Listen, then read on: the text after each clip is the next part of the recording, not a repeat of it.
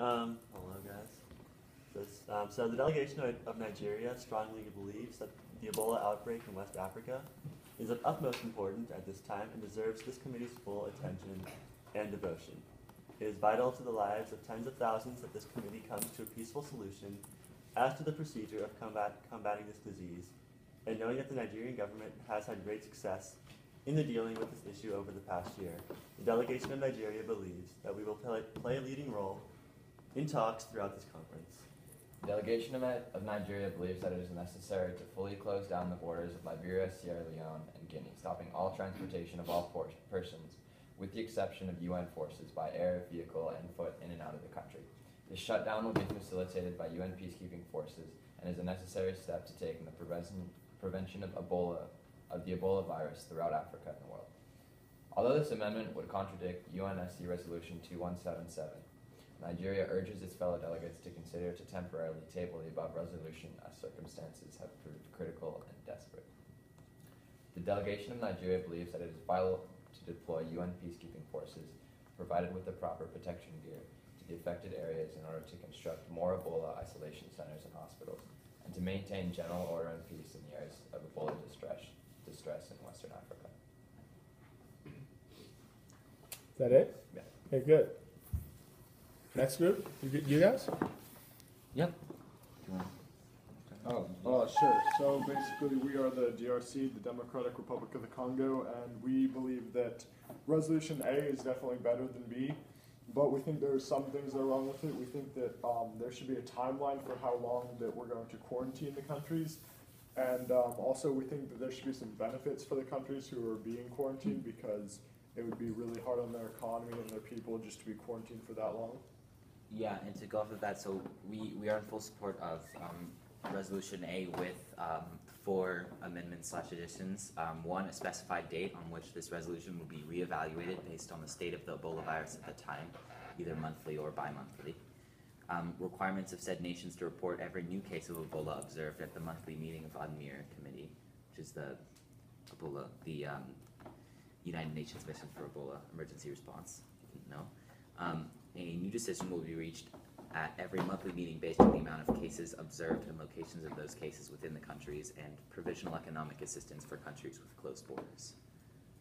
Just in order to kind of make sure, like, though the closing of the borders is, we believe, serious and necessary, we also don't want to leave countries that are closed in the dark, and we want to provide them with help and chances to become unclosed if the virus is properly contained. Okay. Is that it? Yeah. Good. Third, Ghana? We, the delegation of Ghana, believe that shutting off Ghana's borders and quarantining the country would greatly disrupt Ghana's economy and the economy of other nations in Africa as well as around the world. Ghana's GDP is composed of 42% from exports and spends about 46% of its GDP on imports. Ghana's imports patterns contribute to the economies of the Ivory Coast, Nigeria, China, the Netherlands, the US, and India. Ghana is also rich with natural resources such as the growing oil output, and Ghana exports to South Africa and other countries in Europe and Asia. Completely quarantining Ghana would disrupt trade throughout Africa, therefore disrupting economies in Africa and around the world. So we are proposing that we create a travel ban that will restrict refugees from entering Ghana, as well as restricting Ghanaians from traveling to surrounding countries with Ebola outbreaks, so Senegal, Guinea, Sierra Leone, Liberia, and Nigeria. This will help to prevent the disease from spreading, while at the same time not restricting trade or crippling the economy like a quarantine would. Quarantine would also impair the medical health needed to help contain and treat the disease, because foreign health workers are crucial in the prevention of Ebola, and if the health workers believe that they won't be able to return from Ghana after entering, that may prevent them from coming altogether. Not to mention the possibility of them not being able to enter in the first place and Ghana becoming isolated from help. We also need to help seal the borders by increasing surveillance and screening for Ebola upon entering to counteract any flaws in the system or cases in which someone may have traveled to another country to then enter the neighboring South African countries. Ghana needs to devote more money, equipment, and personnel to the border security. Stronger border controls security must be in order to guarantee the containment of Ebola. Together with the Ministry of Foreign Affairs, agencies already dealing with border control include the Police Service, Customs Excise, and Preventive Service, and the Ghana Immigration Service. Ghana has three main types of borders: land, sea, and air. These borders require specific and different modes of control. The Border Control Unit of the Ghana Immigration Service should be mandated to supervise such activities on land. Although Ghana's Ministry of Health and the Ghana Health Service have claimed of readiness of Ebola screening and border control at all entry ports, this is not true. At entry ports, some didn't have enough port health facilities and some didn't have enough attendants. There needs to be an increase in the budget spending for equipment and for hiring more personnel. If the annual salary of a border patrol agent is $6,000 annually, the cost of adding 3,500 more patrol agents will cost Ghana around $21 million. In addition, there needs to be more port health facilities at all entry ports in order to be ready for Ebola screening. Okay, good. Who's next? I can't remember. Okay, cool. Which country again? Oh, South Africa, yeah. South Africa, Tommy and Portrait. Go ahead. Esteemed delegates, the issue of the Ebola virus outbreak in Africa has dragged on too long now for nothing to be done. As one of the most economically, socially, and politically developed nations in sub-Saharan Africa, South Africa is willing to aid in the struggle against Ebola in order to protect the people of South Africa, as well as the well-being of the African continent. The delegation of South Africa finds Resolution A to be more practical and appealing when it comes to addressing the problem of Ebola. It is the delegation of South Africa's opinion that refugee containment must play an integral part in addressing the issue of the Ebola virus. Resolution A, clause number 1, directly states the procedure that will be put in place for refugee containment in the Ebola-affected regions of West Africa.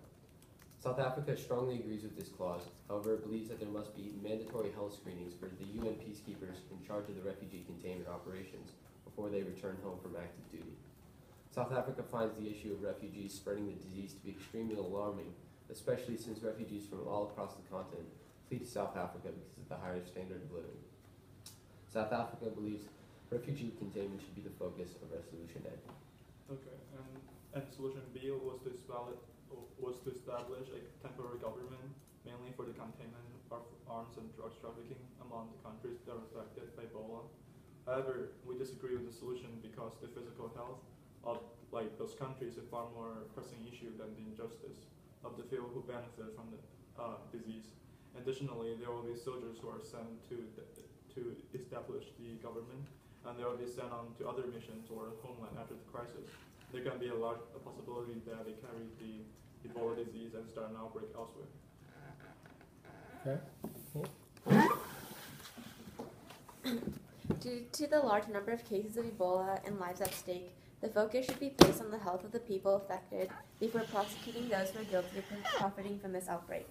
Because Kenya, as well as other African countries, have yet to be affected by Ebola, we believe that it is crucial that it is contained immediately. The best way to ensure that the virus does not spread further now is to employ UN forces for movement of refugees from affected countries. Although Ebola may be difficult to control, this will greatly relieve Kenya from facing problems related to the fear surrounding this disease, especially in its tourism industry.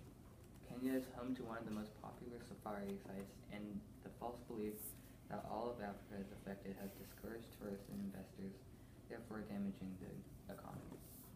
With this resolution, Kenya, as well as other countries, can be relieved from constantly worrying about the spread of Ebola and weakening the economy. Okay, and then Dawson. Go ahead, Dawson. Mali believes that Ebola is a significant threat to both our own prosperity and the prosperity of Western Africa as a whole. Thousands of African deaths, panic, and economic collapse are on the list of events that the Malian government wishes to avoid. To this end, Mali believes that the more prosperous nations whose actions against Ebola have established a trend of humanitarian aid continue to supply said aid, as suggested by Resolution A. This aid will ideally take the form of UNMEER peacekeeping troops who will help with maintaining border sanctity in affected countries as to prevent the spread of Ebola across unregulated borders. Medical professionals capable of installing anti-Ebola infrastructure and general medicinal supplies such as beds and biohazard suits. Mali is a strong supporter of the personal prosperity and success of South Africa, the DRC, Nigeria, Kenya, and Ghana. Mali hopes that a logical consensus can be reached so that the prosperity of all of Africa is guaranteed. Okay, good. Now we need to think about the floor, and you guys have heard people's initial arguments. Do you guys want to have like a little sub-conference where you want to meet among your countries and sort of plan out a little strategies and whatnot? Good.